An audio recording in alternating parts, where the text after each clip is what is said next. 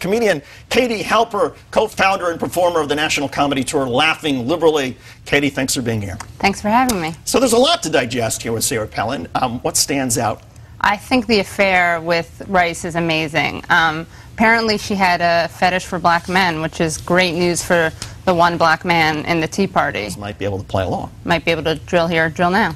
Now, is there anything about her previous history of drilling here, drilling now, that could portend any moral problems that the Tea Party might have for it? I guess if she wants to go rogue, which now I have, of course, a totally different understanding. I think the Tea Party's moral compass is pretty off. I mean, I think that if all else fails, she could pretend that she'd killed someone, and then they'll all cheer for her the way that they did for Rick Perry and the way that they did for Ron Paul when he was suggesting that we just let people die if they don't have health insurance. So that's always an option. The irony is I don't care about this stuff. She's the family values, quote-unquote family values activist. She's the one whose daughter somehow is a spokeswoman for abstinence only. I don't know if she realizes that she's actually unintentionally a spokeswoman for Planned Parenthood. But somehow they're able to spin reality. I think I found the perfect symbol for Ron Paul. He's like a cuckoo clock, right? Because he's almost always wrong. He's always cuckoo, and he makes a grating sound. I personally think that his position on Israel is very refreshing. Now, it may not be so much about Palestinian self-determination. There may be a little anti-Semitism in there. Right. And I don't say that usually. I don't play that card. But I think with Ron Paul, I'm going to, you know, I assume he's equal opportunity bigoted, and he's definitely racist, so I'm going to assume there's some anti-Semitism. Mosque. You guys all know about the controversial mosque? Well, it's up and running, and but I agree. I think that you shouldn't have mosques 2 blocks away from Ground Zero, just like you shouldn't have Catholic churches 2 blocks away from elementary schools.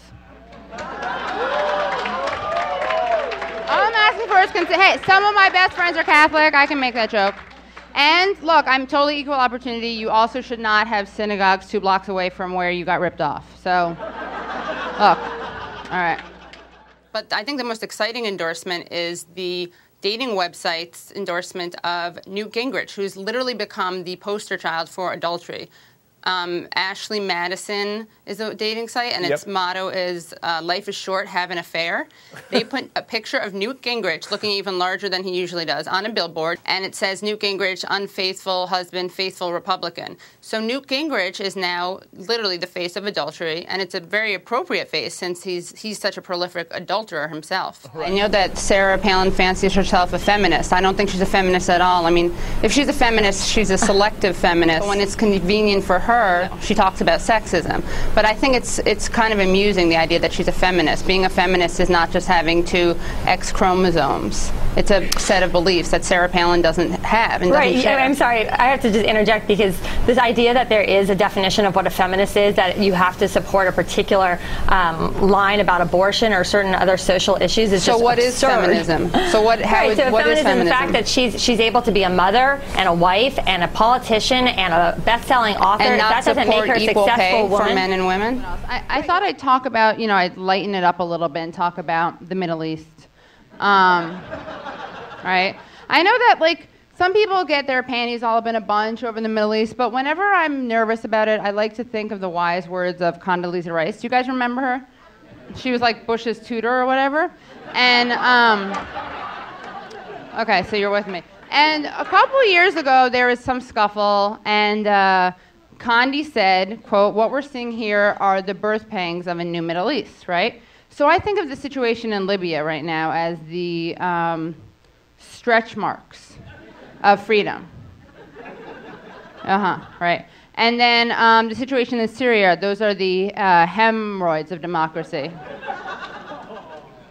And the Israel-Palestine conflict is the episiotomy of liberty, if you will. And Katie Halper, a progressive organizer and the co-founder of the website livingliberally.org. She started a Facebook group in support of Weiner. So what made you start the Facebook group? I was just really annoyed with the way the Democrats were rolling over, and I think that maybe the reason people are so upset about Anthony Weiner is because this didn't result in any actual sexual relationships. Maybe that's the issue. Like, they're disappointed. Maybe that's why he had to apologize to Clinton. I don't know if you heard of Hank Williams Jr. Apparently he was on Fox. You know that you're like a total wingbat racist nut when like the people on Fox are like, huh? So Boehner played golf with Obama, which was terrible. You know why? Because that was like Netanyahu playing golf with Hitler. I'll let you figure out who the Netanyahu was and who the Hitler was. And he goes, with the country that this shape is in, which is amazing. And then he's like, they're the enemy. And they're like, who's the enemy? He goes, Joe Biden and Obama. They're like the Three Stooges. And the people on Fox are like, there are two of them. And he's like, whatever. By the way, if Boehner were a Democrat, the Republicans would call him Boner every single time they mentioned him. I just want to put that out there. I think that that's where we should take this country back, starting with Boner. Okay.